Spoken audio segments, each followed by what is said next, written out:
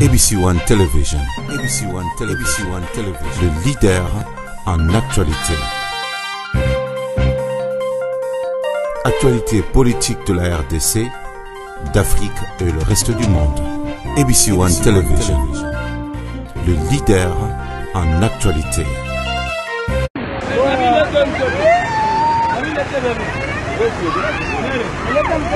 Mwaka mmoja umepita sasa na bado ni vigumu kuvuka mto huu wa Sange baada ya daraja hili kukatika kutokana na mafuriko.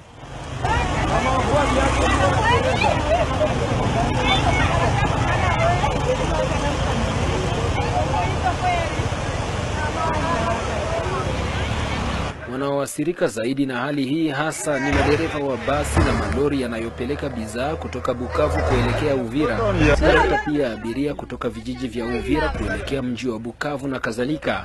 Lakini hali hii inaathiri pia wakazi wa vijiji jirani vya Sange na Kabunambo wanaokuwa na shida ya kuvuka kwenda shambani au katika shughuli zingine. Mpaka leo tunasumbuka kupita kwa gari, motobake, makinga wa migulu vile vile ni tatizo.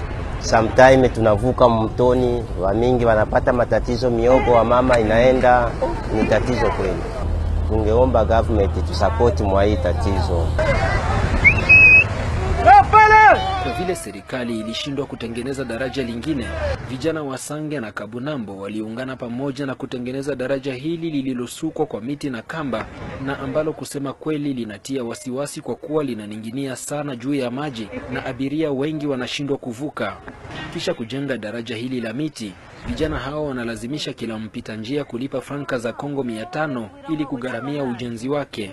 Tunalomba ndio mchango, haiko malipo, ni mchango tu, ili wakati mtu anajaa napeleka kilalo tena tunaanzia pale tunauza mamiti juu hatuna maplantasio za mamiti. Sisi tunashangaza sana kuona mawaziri wanapita kwenye vilalo vya kuteseka vya mateso na wanakataa kutujengea, kupana malalamiko kwenye leta atujengee vilalo. Sisi tunahitaji kwenye government yetu tujengee kilalo ili tupate usafiri bora.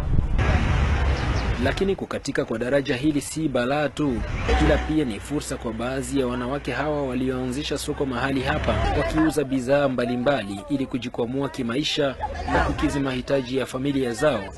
Hawakutaka kuongea nasi. Viongozi wa mkoa wa Kivu Kusini wamekadiria kiwango cha pesa sawa na dola za Marekani milioni 12 zinazoweza kurekebisha hali hii mbovu iliyosababishwa na mafuriko hayo. Ila changamoto kubwa ni namna ya kupata pesa hizo, hasa wakati huu ambapo uchumi wa Kongo umeathirika kwa sababu ya maambukizi ya ugonjwa wa corona.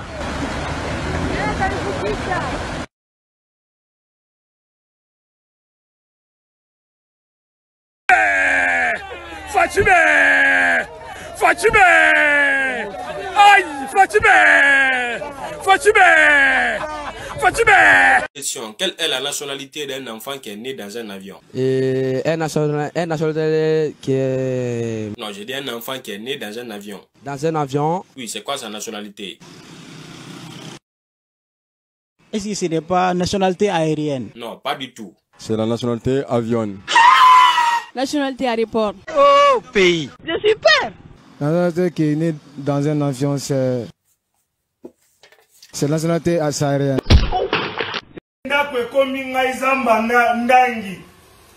Congo bololo. Sinda, citronelle, citron et tangawiz, ba désinfectant. Donc, les gens ko yinda. Corona. Ha. Otambuli na me awa. Omoni. Osuki. Awa donc osuki. Ndako ekomi zamba. Awa obikate. Awa obikate. Les enfants, bon melanini. Bon melanini. Ya rotumula. Rotumuli. Ya romela. Corona. Na ebisiyo. Obomisi na ba malaria batu bavandaki na bango. Corona. Oye koluka nini na mokili. Tozala ba malaria na biso mongwe. Tomesana to se confidentialiser. Ba comment va pi mais yo lelo e.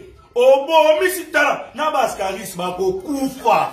corona to kokotika eloko te na nzoto obo malaya mutambo mission ndeko na yo corona ngami na su kongo bololo te bololo bano nyonso bomona oyo bazokoma bololo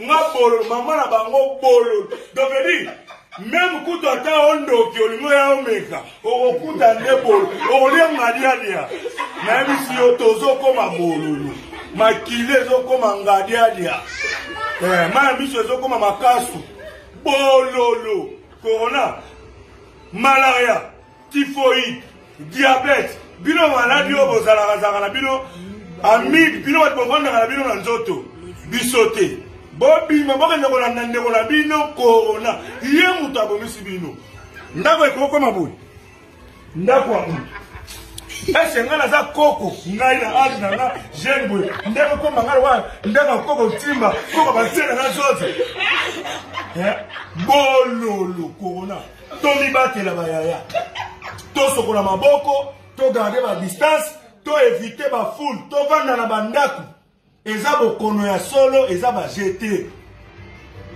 GT Kongo bololo eza na pona corona te mais na ba malaya ba bima ba kende chu to profiter pe to so soin na biso banzo.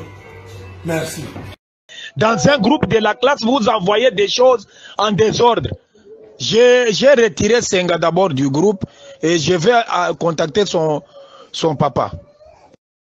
Mboke Keila, tu vois, si tu ne veux pas étudier, je te retire du groupe. Tu commences à jouer. Attends, d'abord, j'appelle votre papa ou bien votre maman. Tu vois, tu continues encore. Senga Ingrid, respecte-toi, je te retire du groupe. Senga Ingrid, attention. Supprime ça, j'appelle votre papa maintenant. Pourquoi tu dois faire ça? Il n'y a aucun Congolais qui n'entrera au ciel. Jésus!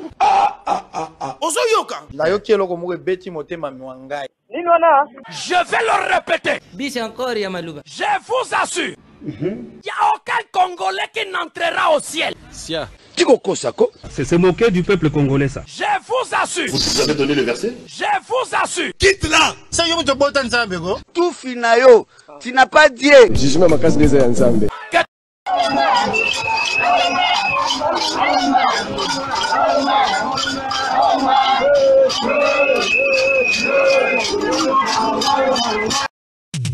ABC One Television. ABC One Television. Le leader en actualité. Actualité politique de la RDC, d'Afrique et le reste du monde. ABC One Television. Le